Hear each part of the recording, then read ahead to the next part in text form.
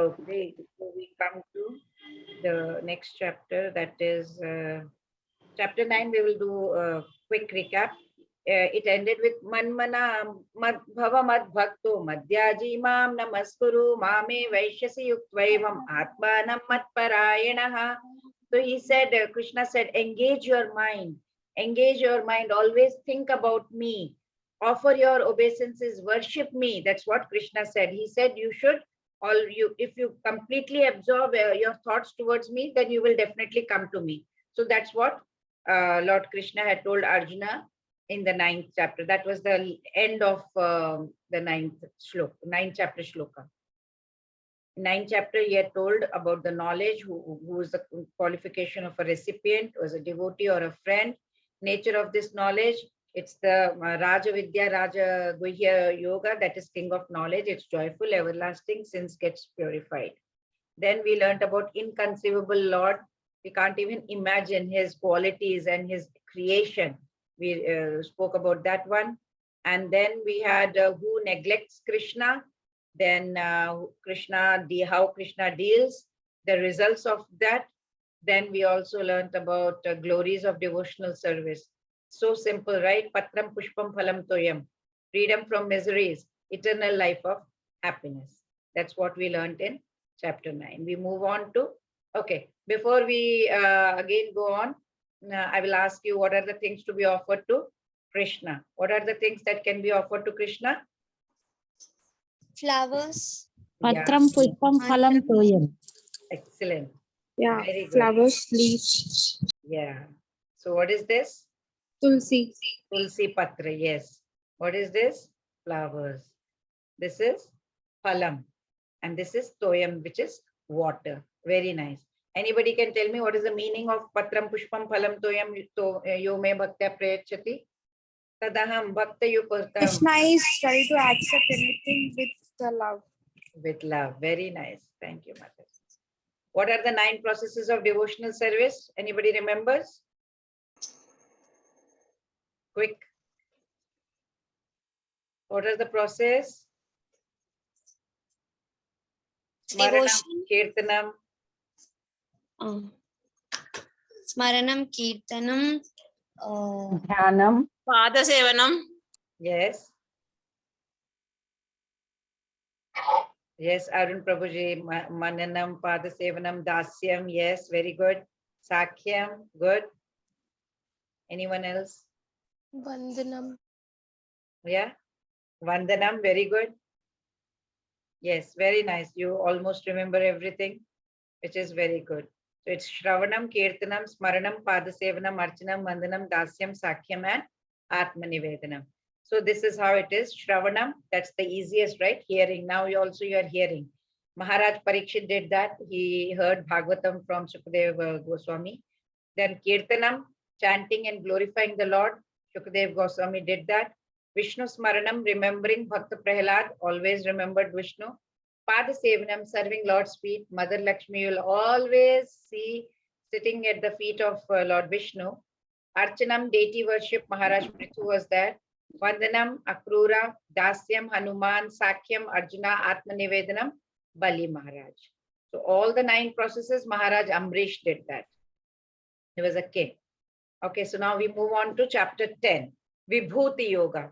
So yoga is connecting to God, as you all said. Then we have done so many yogas like Karma Yoga, Jnana Yoga, Bhakti, Ashtanga Yoga, Dhyana Yoga. Today it is Vibhuti Yoga. Vibhuti means Krishna's divine glories. So what happens in the 10th chapter, Lord Krishna is, in the 9th chapter, he said, right, you have to understand the loving devotion of God. In this chapter, he wants Arjuna to know more about it. So he is proceeding with it. In this chapter, we are going to learn about knowing that Krishna is unknowable, source of all. Chatushloki, we are going to learn about 10.8 to 10.11. Arjuna is going to accept Krishna as the supreme, Param Brahma, he will say, Param Brahma Param. Then Lord Krishna will describe his glories or vibhutis. We'll learn about that quickly. Okay. So he says, Krishna will say that, you know what, nobody knows my origin. Even the gods and the sages also don't know. So let's start. Shri Bhagavanuvacha Bhuya eva mahabhavo Shruну me paramam vachaha Yatte ham priyamanaya Vakshami hita kamyaya. The Supreme Lord said, "My dear friend, mighty armed Arjuna, listen again to my supreme word, which I shall impart to you for your benefit and which will give you great joy." So here Krishna is the source of everything. Now, as we had learned before, I think chapter 3 or chapter 4, I think we learned about what is the meaning of Bhagavan. Parashar Muni had given, right? Who had all the 6 opulences. Yesterday I was asking also, what are the 6 opulences? So anybody? Krishna has 6 opulences, complete, full, absolute. Anybody remembers? Okay, power, wealth, beauty. Yes, very good. Wealth, power, beauty is very good. Then knowledge, then fame and renunciation. You should remember, I will ask you every day so that we keep revising Bhagavad Gita. So six opulences. Remember, write down somewhere. Always sit with a notebook and a pen. So Krishna has all 6 opulences. He is full strength, full fame, full wealth, full knowledge, absolute beauty, absolute full renunciation. That is Bhagavan. So with all that he was present on this earth, he displayed all his opulences, Krishna. So he uses the word Priya Manaya. Why he uses Priya? Because Arjuna is his beloved, right? He is his beloved friend also. So he says, I am going to reveal this special knowledge to you. And he's telling that you, because you are very dear to me, and that is why I'm going to tell you, because Priyamanai, you are my dear friend, so I will be telling you. Name vidusura ganaha prabhavam na maharshayaha ahamadirhi devanam maharshinam cha sarvashaha. Neither the hosts of demigods nor the great sages know my origin, for in every respect I am the source of the demigods and the sages. Very important line. I am the source of demigods and sages. Right? You have to understand this. Aham adir devanam maharishi nam cha sarvasha. So I am the source. Father, he knows about the birth and life of his son, right? He knows. He has seen it, the son being born, because he has witnessed it, right?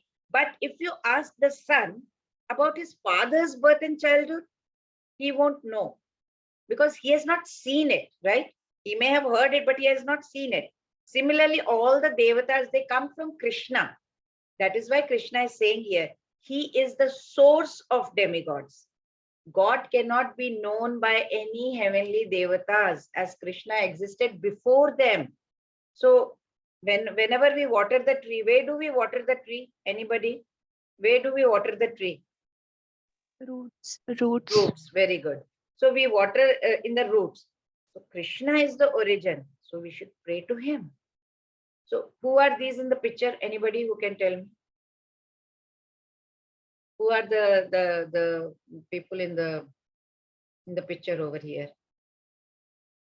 Anybody? Who is the lady, woman? That is? Not, yeah, Brahma is there on the top. Yes, correct. Brahma is there. Then that's Lord Shiva. Yes. But here the woman who is sitting here. Yes, Narada is also there. Yes. She is Devaki. Devaki, very good, very good. So that's Devaki over there. So yeah. So there Brahma, Shiva, Kartikeya is also there. Then Ganesha, right? I can see Ganesha also there. Krishna told in 5th chapter, right? Bhokta Ram Yajna Tapasa Sarvaloka Maheshwaram Suhrudam Sarva Bhutanam Jnatva Mam Shantim Richati. That was the peace formula we had said. He is Sarvalok Mahesh, he is our best friend, he is the controller. So it is not that it is wrong to worship Lord Ganesha or Saraswati, who is the Devi of learning, goddess of learning. It's not. It's very good to respect, very good to do the Ganesh, because he's Vigna Vinashak, right? No problem worshipping, but indirectly we are worshipping Krishna only. So we have to understand, at least understand that Krishna is the ultimate source. Like all the rivers, Ganga, Jamuna, Saraswati, all the rivers, they come and they meet in one point. Where does it go ultimately? Can anyone tell me? Ultimately, where does it go? Ocean. Ocean. Very good.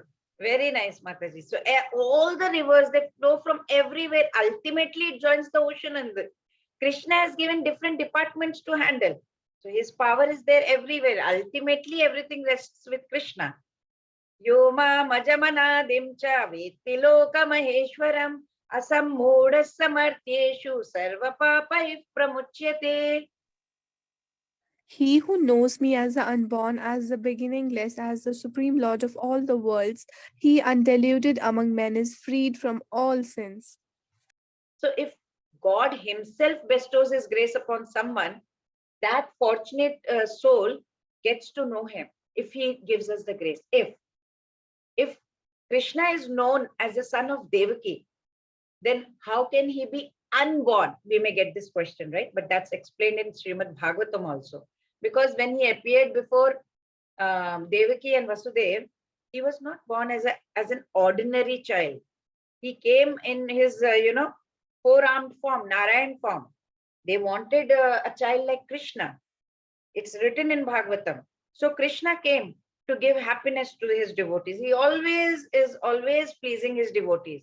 So Devaki and Vasudev, they prayed for a baby like Krishna, and they wanted him. So Krishna is there everywhere, right? But he appeared for them, and then just time pass, he did his pastime, killing Kamsa and demons. He doesn't need to come for that.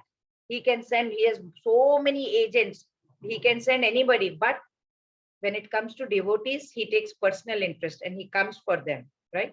So all those who come to know God, because they come to know only because God is trying to give his divine grace. He's bestowing his divine grace upon them. Otherwise, it's not easy.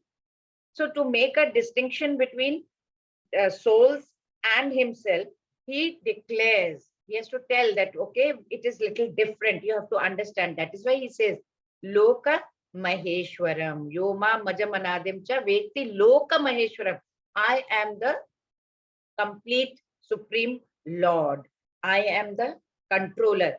If we won't say that, we won't understand. That is why he is the source of all good things. So any absence of evil is good, right? So like that. That he is the source of everything. Etam vibhutim yogam cha mama yo veti tatpataha sovikampena yogena yujyate natra samshayah.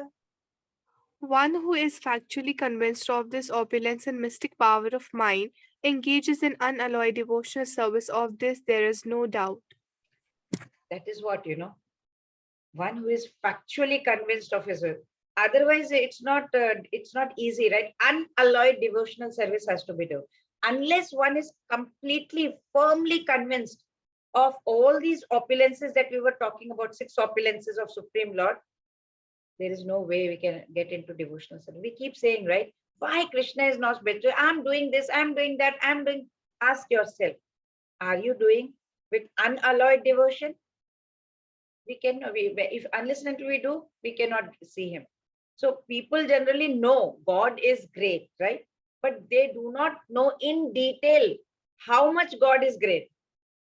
As I told you earlier also, there is a direct relationship between knowledge and love or devotion. Now, Pranjal is here, right? She is reading the translation. I'm going to give Pranjal a black stone, right? If I give her a black stone, she doesn't know what it is actually. So then what it should be done and what it is, she has no idea. She will just keep it on the table. Your Mataji gave me something. Okay, I'll just keep it there. There is no love there. There is no love. Okay, Mataji gave, that's it. Then I will tell Pranjal, you know what, Pranjal? I got this from, where can I get this from? Badrinath. Wow, Badrinath. Then after understanding that Badrinath, she'll say, oh, Mataji, I never went to Badrinath. I always wanted to go, but I couldn't go. But you gave me from there. So sweet. immediately that love, that devotion is increasing.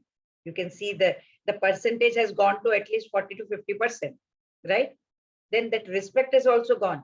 Then I will add, you know what happened? This stone, the priest, what he did, he took this stone he put it at the feet of Lord Krishna over there and Vishnu over there, and he is worshipped for many, many years. You know what?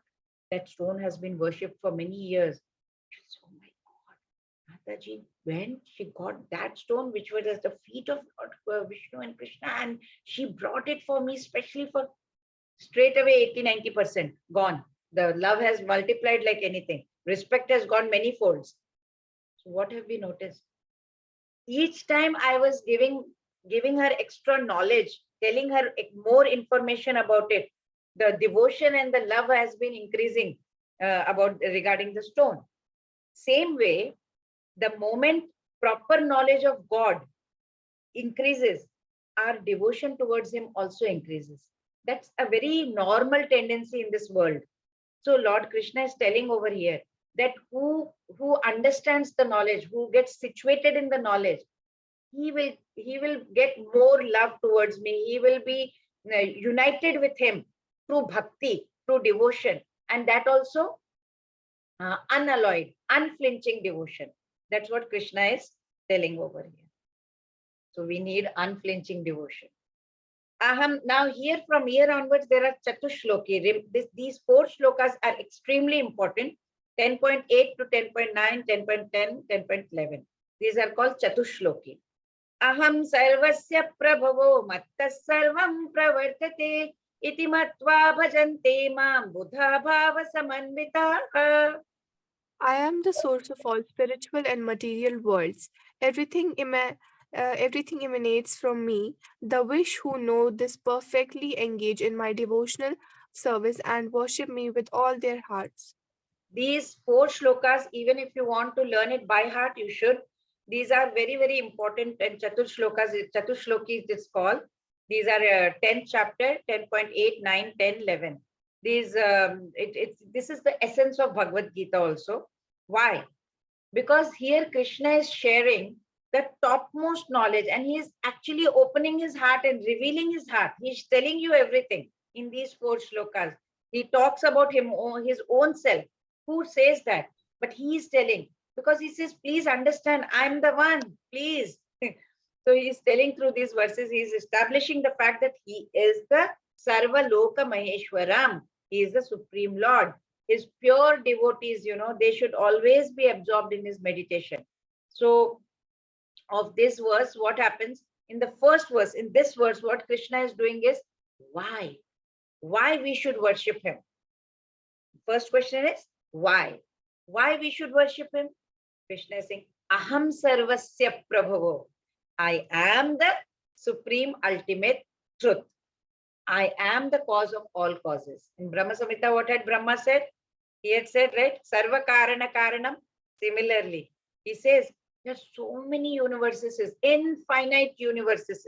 Each universe has Brahma, Vishnu, Maheshwara, each. And from the pores of Mahavishnu, that body, you can see whenever he's breathing in, and again, many things manifest out of it. The moment is, again, it dissolves into him when he is breathing out. So he says, Brahma says in Brahma Samhita, I worship Lord Krishna, of whom Mahavishnu is an expansion. So now, first he said why we should worship him, because he says, Aham Sarvasya Prabhu. Now Lord Krishna is going to explain how devotees worship him. So let's see. This is Chatushloki 10.9. Macchitta madgata prana bodhayanta parasparam kathayantastamam nityam tushyanti cha ramanti cha. The thoughts of my pure devotees dwell in me, their lives are surrendered to me, and they derive great satisfaction and bliss, enlightening one another and conversing about me. See, how they do it? They are 24/7. 24 hours they are engaged in glorifying the qualities, the pastimes, the leelas of Supreme Lord. Heart, their souls are completely submerged, totally absorbed, singing about Krishna, thinking about Krishna. They feel so happy, they feel so blissful when they are discussing about Krishna with other devotees.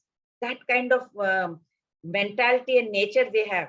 So the devotional service is, how is devotional service? If you want me to define what is devotional, it's like a seed.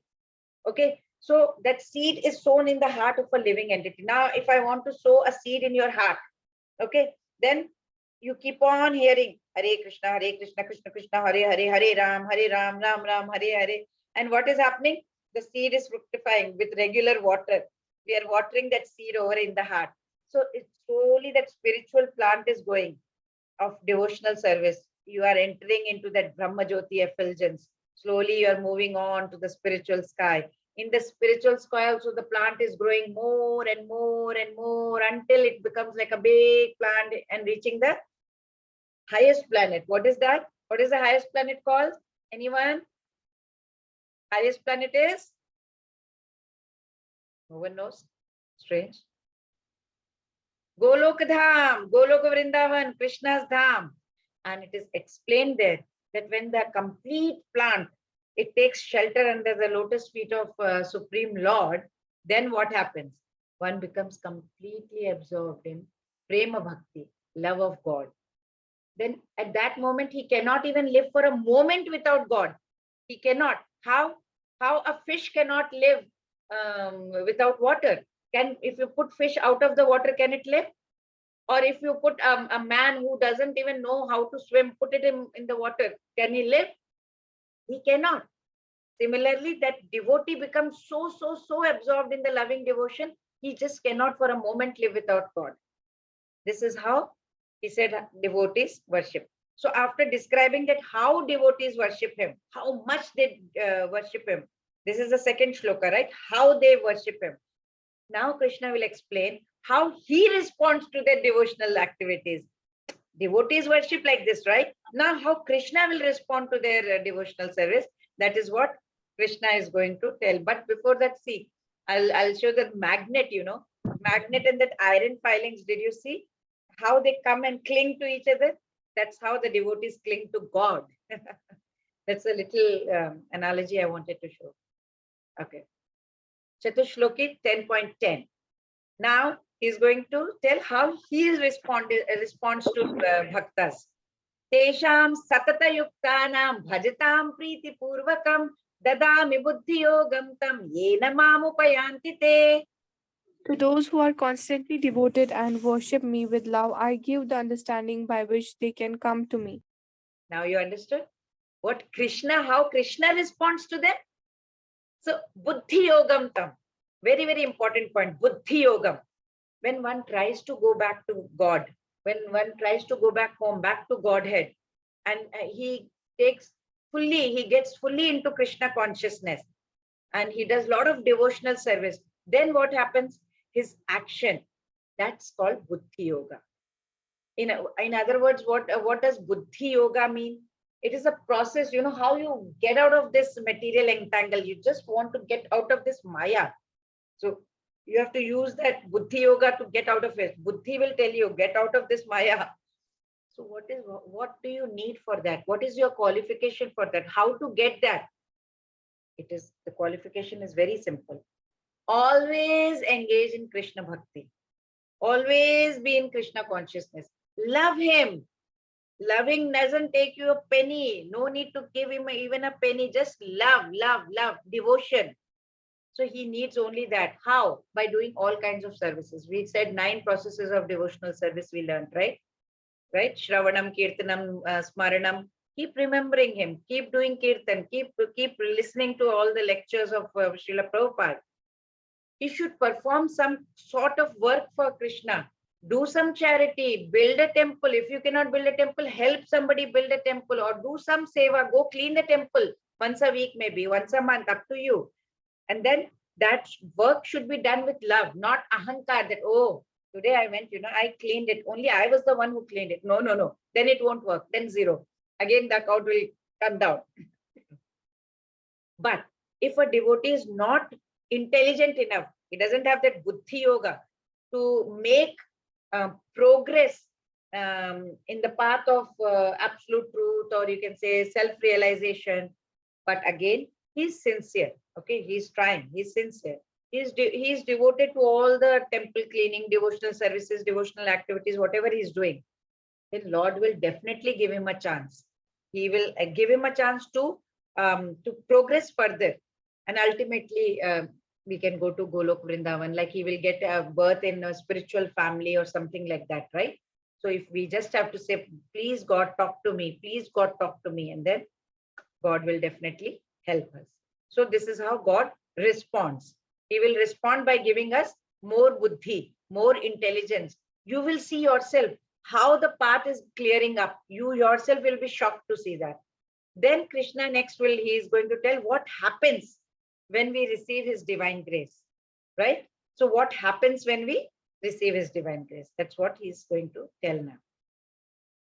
तेषामेवानुकम्पार्थम् अहमज्ञानजं तमः नाशयाम्यात्मभावस्तः ज्ञानदीपेन भास्वता. Out of compassion for them, I, dwelling in their hearts, destroy with the shining lamp of knowledge the darkness born of ignorance. So what is he doing? He has compassion, right?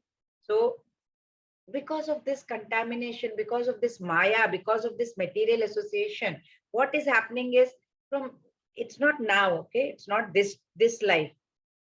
Millions and millions of lifetimes, the heart is completely covered with dust of materialism. It's not easy to clear the dust. So what is the ultimate goal that we have? We have to ask ourselves. It is go back home, go back to Godhead, go to Golokadham. That is the ultimate goal. We have to keep that goal in mind. But okay, I have kept it. But how to achieve it? It can only, there is no shortcut to it. It can only be done through chanting, through devotional services, through by studying Bhagavad Gita, by studying Bhagavatam. You can go there. Okay, now you'll say, okay, how to achieve it, you have told. But what is the result of doing that? Okay, I will do it. You are asking me to chant ABCD, Association of Devotees, Bhagavad Gita, chanting, Krishna Prasadam. Okay, fine. What is the result? As soon as we engage in this devotional service and constantly chant the Mahamantra Hare Krishna, you will notice the dust quickly clears. You start feeling something different. You will start feeling, even if you are lying to somebody, the heart will throb like anything. No, don't do like that. You're creating another karma. Don't do it. It will start telling you, the heart starts talking to you. You will be elevated to the platform of pure knowledge. Your jnana will increase, your knowledge will increase. And the moment we surrender to Lord, I don't know anything. I am a mudha. I have no knowledge. Please, I surrender to you. Help me, God. He will take charge. He will start helping us. And he will help us to become completely free from all kinds of contamination, all types of material endeavors that we are doing. He will pull us out of this cycle of life, birth and death. He is the one who will do it. So the takeaway is, purity. I keep telling, purity of mind is the most important. You don't have purity, you sit here for hours together, no point. Purity is the force, right? And the books are also equally important, because books, the scriptures, they are the basis. We are reading Bhagavad Gita, so we get knowledge. Once we get knowledge, we get purity. That is why purity is the force, and books or the scriptures are the basis to it. That's what the takeaway of Chaturshloki is. Let's move on. The 3 steps to progress. Now, how to progress, right? So when we have to progress, it will be with 3 processes. That is Sambandha, awareness, Abhidaya, process, Prayojana means goal. So now, for example, awareness, Sambandha. We have to understand our relationship with Krishna and the universe. Okay. So we are all very curious, right? We want to understand, who am I? What is this universe? What is God? What is the relationship between me, God, this Maya, material world? You start questioning yourself. The moment we have these questions, everything will turn up. Like, let's say, for example, we are going out somewhere and we are in a car and we are listening to nice Srila Prabhupada's kirtans and all. Suddenly we are passing by and something attracts my attention. I look outside and I see that, oh, that's a house. And for example, you had seen a house and you always wanted such a house. So what happens? Then your thought moves towards that, right? It moves, whatever you're listening, suddenly the thought goes that side. You say, wow, I wanted this kind of a house. I love the structure. I love the color. I love the style, and whatever. So, so what has happened? Knowingly or unknowingly, you are making a sambandha, means you are getting aware of it. You are having that relation. You are aware. The awareness has shifted from here, kirtan, to that portion. The awareness has shifted now. Then you start thinking. So awareness will be the source, the knowledge, and it destroys all impediments. Everything goes towards that side. Then you start thinking, oh, can I possess that? So that's process. You are applying that knowledge, right? So you are get abhideya. Can I possess? Maybe, you know what? I can take a loan from the bank. Then this is the process that you think. Maybe, I can ask my dad, or maybe, you know what, I can sell the old house and buy a new one. Or, so this is the process of avidya. So in this case, you go home, okay? Then you start thinking, what can I do more to get that house? So what is your goal now?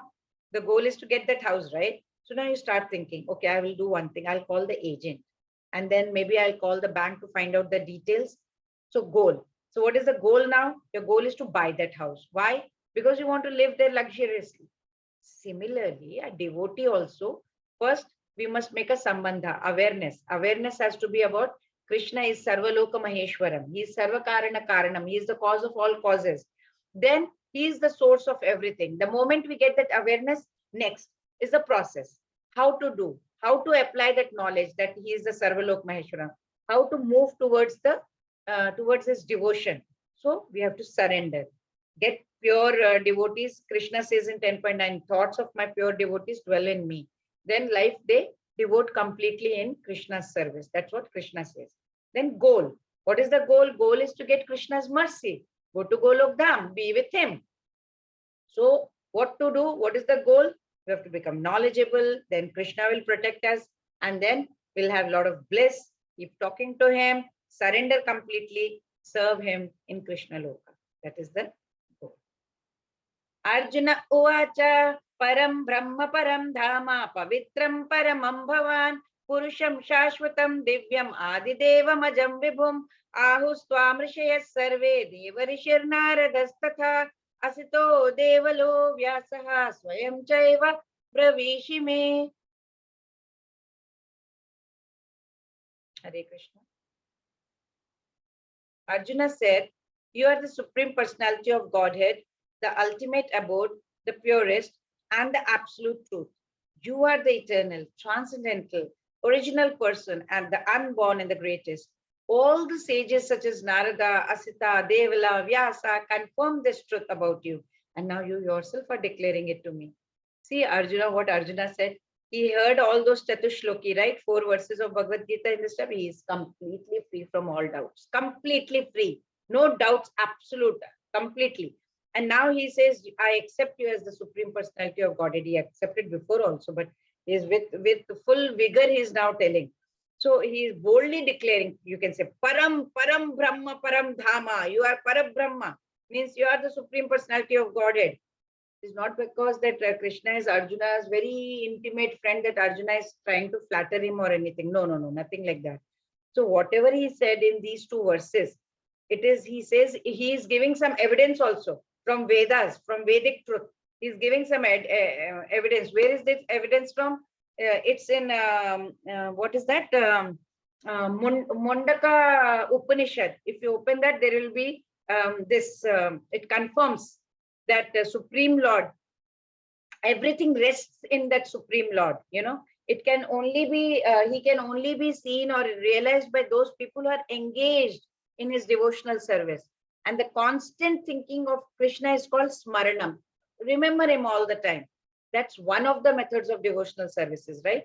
Shravanam, Kirtanam, Smaranam. So only when great authorities testify usually their knowledge, we say, oh, so the president of United States, then there is some kind of credibility, right? Bill Gates said that, okay, some credibility. Warren Buffett said, okay, credibility. Now, UK Prime Minister Rishi Sunak said that, okay, some credibility. Similarly, if we say that, great authorities have testified the knowledge, credibility is proven. So Arjuna is telling, Asito, Devala, Vyasa, these people, they have all said that you are the greatest.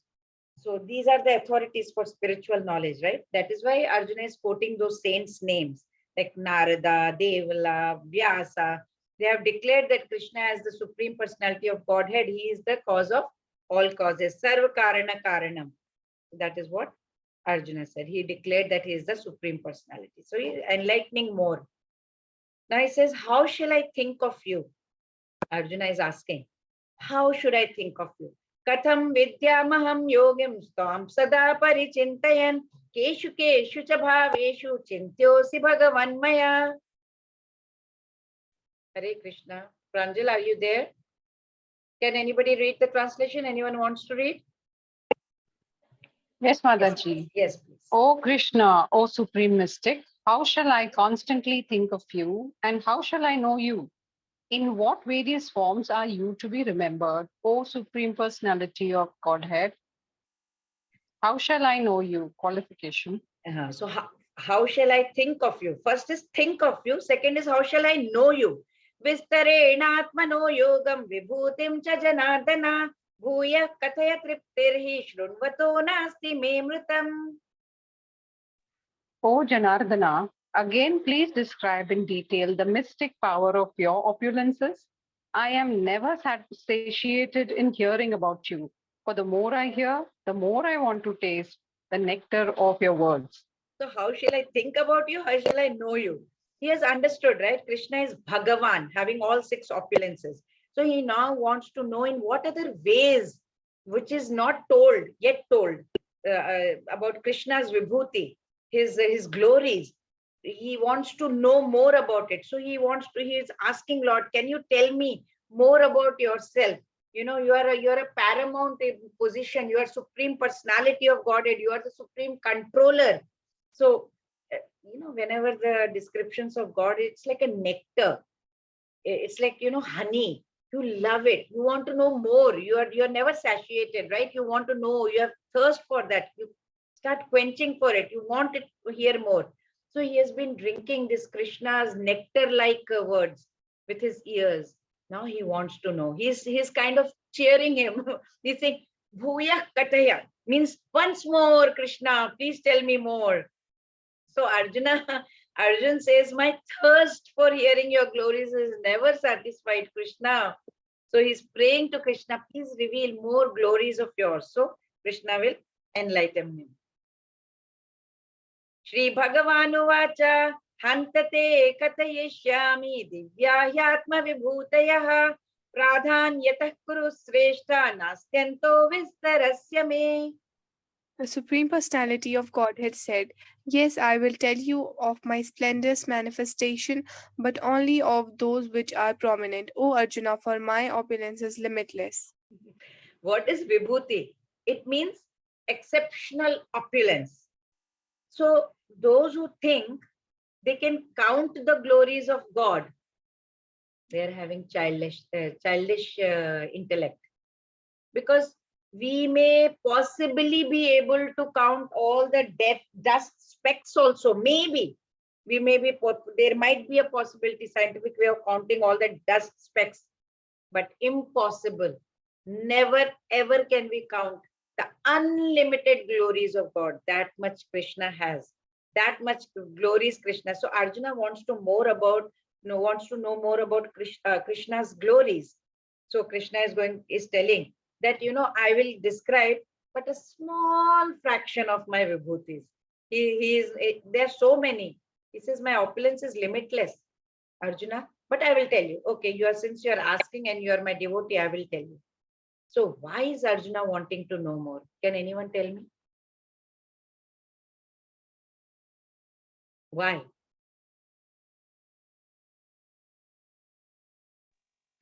Because he has tasted the nectar of Krishna's words.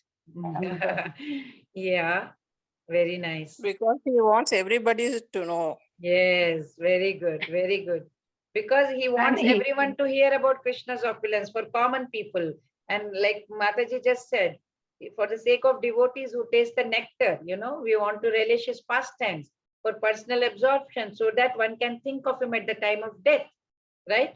So what is the food for thought here? The purer we become, every time I say purity of mind, the purer we become, the more we think about the Lord and others and less about ourselves. We become selfless and we have a lot of compassion. That is true compassion. So now he's going to tell about his vibhutis. There are so many. There are 64 qualities he's going to tell. Unlimited, but he's telling 64 over here. So I'm not quoting all the shlokas here, but quickly we will go through like he is the, like in Puranas, they said that sage Kashyap had two wives, right? Aditi and Diti. So from Aditi, first wife, he had celestial heavenly personalities. Lord Krishna states that he is Aditya, 12 sons of Aditi, Adityas. So Vishnu, in form of Vamana, he was born to Aditi and sage Kashyap. Vamana was born to them. So he's revealing his opulence as Vishnu. Among the Adityas, he is the Vishnu. Among the light, he is the sun. But because what happens at night, all the lamps along with all the stars in the sky, moon, everything together, it is not sufficient to remove the darkness. But as soon as sun comes, all the darkness is dispelled, right? Everything is gone. That's the power of the sun. So Krishna says he is the sun. That is one of his vibhutis, he says. In Puranas, it is also written that sage Kashyap, the same. He had Aditi and Diti as his wife, right? From Diti, he fathered Daityas, that is demons, and from his second wife, Diti. So, however, from the Daityas, what happened? Diti wanted to have a son who was more powerful than Indra also. So she kept the baby in her womb for more than a year. So Indra, what did he do? He didn't want anybody to take his place. So he took a thunderbolt and hit the fetus. So it broke into many pieces. But what happened? It split her fetus. It split her pieces into many fetuses. So what happened? These became Maruts. Maruts is like very strong.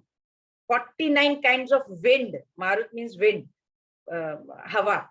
They flew all over the universe. So here Lord Krishna is saying he is Marichi. One of the name of that Maruts is Marichi. He says, I am among the Maruts, 49 Maruts, I am the Marichi, the strongest, the chief wind, right? Then there are so many. If I go in detail, it will be so many. I'm still trying to do as fast as possible in short. So he says among Vedas, he's the Sama Veda. Why? Because it's very musical and it's sung in the praise of Lord. That's why among Vedas, he say, I'm Sama Veda. Among demigods, as you all know, that Indra, Vasava is the name, another name for Indra also. And he says among the demigods, that's the chief of demigods, right? Devatas. So he says, I am Devatas. Then among the senses, Lord Krishna says, I am the mind. Why? Because the five senses will function correctly only if the mind is attentive to them, right? If the mind wanders away, the senses cannot work, right? For example, if you are hearing with your ears what people are saying or what I am saying right now. But right now I'm talking to you, but your mind has gone towards the TV or the news or what is happening in the kitchen or whatever. Even though I'm speaking, the words are lost to you. So that is why the mind is the king of senses. And he says, Krishna says he is the mind among senses. Among living beings, he says he is the Chetana, the consciousness, the life force. Then among Rudras, there are 11 Rudras. He says, I am the Lord Shiva out of that. Among Yakshas and Rakshasas, he says he is the, who is that? Kubera, right? Yakshas are semi-celestial beings. They are very fond of getting a lot of collecting wealth. So they hoard it also. Their leader is Kubera. He is the god of he is the treasurer, right? He is the treasurer of all these devatas. So he says, I am that. Then Brahaspati, the priest. So among all the priests, Brahaspati is the chief priest of the devatas. So he is the topmost, right? So he is Brahaspati. Then Kartikeya, Skanda means Kartikeya. He is made the general of all these devatas. He is the commander in chief. So he is, I am the Skanda among all the generals. Then among the bodies of water, he says that he is the ocean. All the rivers, everything go and meet there, right? In the ocean. So he says ocean. Then among all the sages, Brahma is the first creature, right, of the universe. Then he had several sons. Among the sons, Bhrigu was the most powerful sage. That's why he said, among the sages, I am Bhrigu. Then among the vibrations, transcendental vibrations, oh, he says, that represents me. I am the Om. That's why we don't have to say Om, anything Om we need not do, we can do Hare Krishna mantra. Then for chanting of holy name, he says for these ritualistic yajnas that we do, all of these needs to be meticulously done. You know, you have to do those mantras, you have to be, shaucham has to be there, cleanliness has to be maintained. So he said among japa yajnas, you don't have to do it. There are no rules. You can do Hare Krishna any time of the day. So that is why chanting of Hare Krishna. So he says chanting of holy name. I'm the sacrifice. It's like sacrifice only. Among the immovable things, he says, I am Himalaya. So in this time, the Himalayas is the topmost, right? It's the greatest mountain in the world. So that is why it represents him. Next comes holy fig trees. So Ashwatha, that's a holy fig. So among that, that's very beautiful. That's the highest. People in India often worship that also daily. Even Buddhists do that. So that's very, it's called sacred fig tree. That's why it is, he says, I am the fig tree among them. Sages of the demigod, Narada. Who doesn't know Narada, right? He is always singing the glories of the god. And that is why he says, I am Narada. Then comes, other than Narada, did I miss anything in between? No, singers of the demigod, Chitraratha. So these Gandharvas are playing, are doing peacefully singing and nicely singing the glories of the god. And the best singer among them, among the Gandharvas, is Chitraratha. That is why he says, I am Chitraratha. Then comes Kapila. Kapila Muni is, he is the Siddhi, he is a yogi. He is, Kapila is the son of Devahuti. You read Bhagavatam, third canto, you will see he is a representative of Krishna. He is considered an incarnation of Krishna. And it's mentioned in Bhagavatam. So you can see among the perfected beings, Siddhas, he is Kapila. The Uchchaishrava, he is among the horses. What happened? Devotees, demigods, this asuras, the devatas and the asuras, they had their samudra mantham, right? Churning of the sea. From this churning, nectar and poison, both was produced, right? So Lord Shiva, what did he do? He drank the poison. And the nectar, from nectar, many things, many entities came out of it, of which one horse also came out. That was Uchchaishrava, the white color owned by Indra.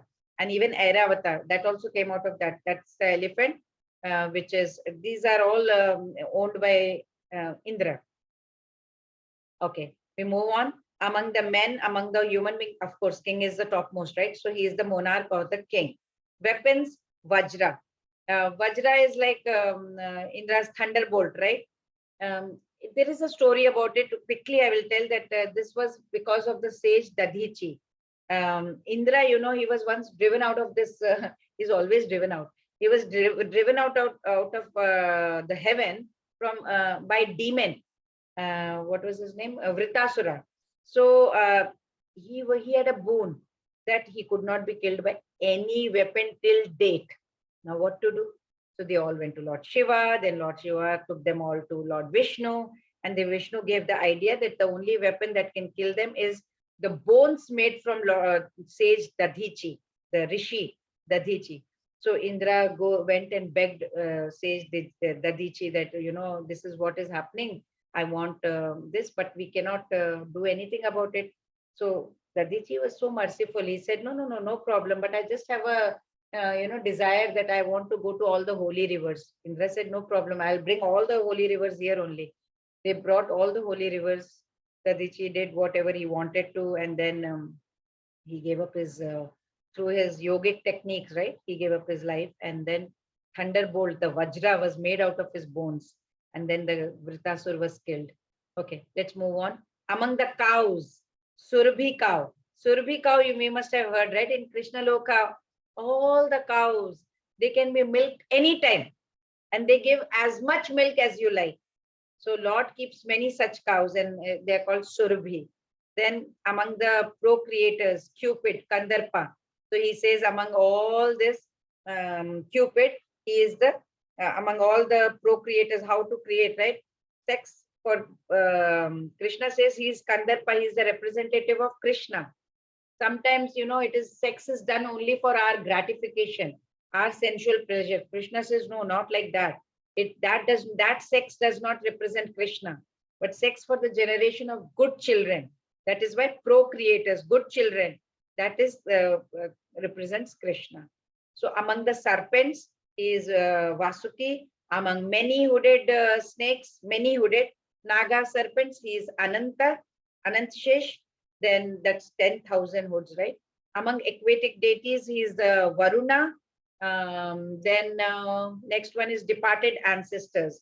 Aryama. Aryama was the third son of Aditi. So he is worshipped as the head of departed ancestors. Yamaraj. So next is Yama, right? Yamaraj is the god of death. So he is the one who takes the soul, right, from the mortal body. So he is going to dispense justice on behalf of God. Whatever punishment we have to get, whatever karma we have done, what next type, he gives us the punishment and the reward. He is very impartial. He doesn't deviate from his duty. He's very, very, he does his duty very sincerely. So he reflects that glory of God. So because he dispenses perfect justice. Then next one is after Yama, Prahlada. Diti and Aditi, they were sisters, as I told you, of Rishi Kashyap, right? The sons of Aditi are called Adityas and Diti are called Daityas. So all these Adityas are devotees of the Lord, and all the Daityas are atheistic.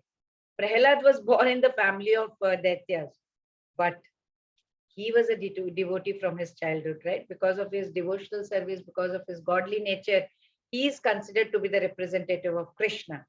Prahlad was born as Hiranyakashyap's son, right? But before he turned out to be the great devotee of Lord Krishna.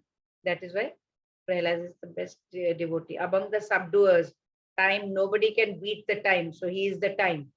Then beasts, he is the lion, most powerful and ferocious.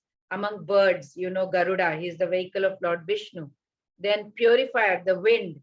It works as a purifying agent, right?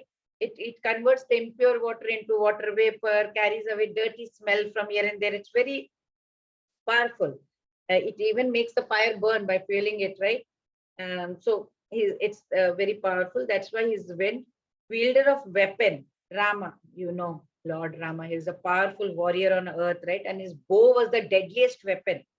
So, but he never took advantage of that, or he never misused it, right? That's what, that is why he's Rama. Then shark, among the fishes, he's shark, aquatics. He's the biggest and most dangerous also, right? Then flowing rivers, Ganges is always considered the holy river. It has been descended to earth from heavenly abodes. Then creation, he is the beginning, he is the middle, he is the end of all living beings, right? So he is the sciences, spiritual science of the self. In advanced education, there are so many books about knowledge, and Vedas are there. There are Vedanta Sutra, so many Puranas. So he is everything. He is spiritual science. Logicians, among the logicians, he is the logic, means he is the conclusive. Vitanda Vada, they say. Vitanda means avoid proper deliberation, argument. And Vada means logical conclusion. So he is the logic behind it. Letters. When it comes to letters in Sanskrit, what happens, all the letters, unless and until they are added with a, it doesn't become complete. For example, ka, and they will put a line underneath it, plus a they will put, and then they will say ka, then ka, plus a, ka. That's how Sanskrit is. So among letters, nothing can be written without a, ka plus a, ka. So that a is very important. That's why among the letters is a, he said. Then actually, among compound words, he says he is a dual word or dvandva samasa. I don't know how much you are able to gather it, but I'm doing it very quickly, in short. In detail, we can go later. So he says dvandva samas in means compound words. Then among the creators, of course, Brahma. He is the firstborn, right? That is why he's giving him that creative ability of Brahma that reflects the glory of Krishna. We have few more. Then he is the devouring death. As we all know, every moment you don't never know when the death will come. That the last stroke is called death itself, right? As soon as the man is born, he is dying every moment. So that death is Krishna. Then among women, fame, fortune, speech, memory, intelligence, faithfulness, and patience. Everything is Krishna, he says, well-rounded personalities. So he lists that he is making women very glorious that way. So in that one, she gives birth also, right? She is the one who gives birth to the child. That is why it is very, very important. Among the hymns, we have Samaveda, right? Among the Samaveda, they have Brihat Sama, music. So that is why he is the hymn. Then next one is poetry, Gayatri, nothing to beat that, Gayatri mantra. It's very, very important in Vedic civilization. It's considered to be the sound incarnation of Brahman. Then among months, Basant or spring season, it's called Rituraj, right? Margashirsha is his favorite time. And it is the time when it's, bursting with life. Many festivals are also celebrated that way, he says. And then he says season, spring season is very, very good among the seasons. Cheats, gambling, quite interesting, right? He has used gambler over here. There are so many cheaters all over the universe, and Krishna is the supreme, he says. He represents gambling because Krishna says he can be more deceitful than any simple person if he chooses to deceive. No one can surpass in his deceit, he says. Then his greatness is like simply not one-sided, so many sided, all-sided is great. He says that vice is also his opulence. Gambling, it's a dangerous vice. It has ruined so many families. What did Yudhishthira do? Yudhishthira's weakness was gambling. That led to Mahabharata war. So if gambling is God's glory, then is there no harm in it? Why is it then forbidden? Answer here, God is granting the power to the soul. He is giving that little bit freedom, right? So he's given the power to the soul and freedom to it, freedom of choice. If we choose to forget him, he gives us the power to forget. If we choose to remember him, he gives us the power to remember him. It's just like, an electric power. Electric power can be used both. You can heat or cool the house, up to you. The user is free to choose whether you want to switch it to electric heater mode or cooler mode. How to utilize the power is your choice. But the powerhouse is supplying the energy. That powerhouse which is supplying the energy is not responsible, right, for whether you're using or misusing the power. Similarly, the gambler possesses the intellect. He has the ability. God has supplied to him. He can use his intellect, whether he wants to use his God-given gift or he wants to misuse it. He is the responsible. Okay, let's move on. I'm taking too much time, I think. He is the splendor of the splendid. Then he is the victorious. He's the victorious among the victory. Then he is the strong among. He is very enterprising. He is very industrious. Then among the adventurers, he is the adventurer. He is very strong amongst the strongest. He is the descendant of Vrishni. He is Vasudeva, right? Vasudeva descended from, he took birth in Vrishni dynasty. That is why he is the Vasudeva. Then among the Pandavas, he is famous, his best friend, right? So he represents Krishna. Sages, Vyasa, he wrote so many, right? He wrote all the Vedas. He's so much knowledgeable, and he had all the understanding of common mass of Kali Yuga. So that is why how he wrote Vyasa Muni. That is why among the sages Vyasa. Among the thinkers, he is Ushana. Ushana is no one else but Shukracharya. He was the spiritual masters of the demon. He was very intelligent, very, very intelligent, far-seeking politician. So Shukracharya is another representation of the opulence of Krishna. Then punishment. Punishment, among the punishment also is the rod of chastisement, he says. Then victory seekers. He is the morality. Then among the secrets, he is the silence. Silence is very important, right? Every time we keep talking. So wise person is somebody who understands that he has to be quiet also. Silence is equally important.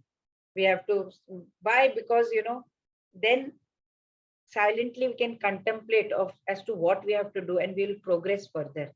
So among the wise, he is the wisdom, because the wise man is the person who will be able to discriminate between, okay, this is the body, that is the spirit, between God superior and inferior nature. Such knowledge is Krishna himself. He only is the opulence. Okay, so 64 opulences we have just discussed. Yachapi sarva bhutanam bijam tadama arjuna natadasti vina yatsyat maya bhutam characharam. Furthermore, please read somebody. Furthermore, O Arjuna, I am the generating seed of all existences. There is no being, moving or non-moving, that can exist without me.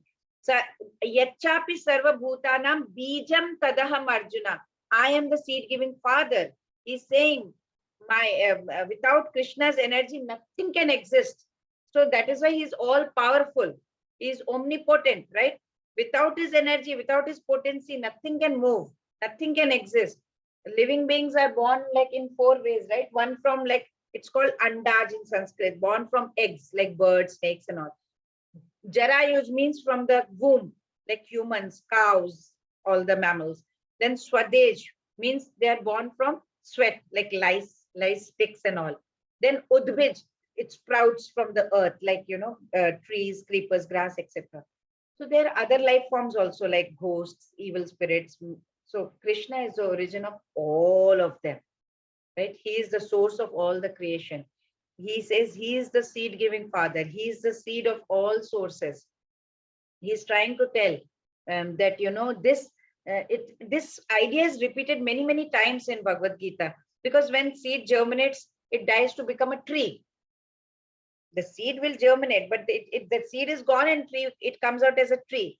So Krishna is telling that he is the seed of the universe. And even after the germination and growth, the tree, that is the universe, it is sustained by Krishna only.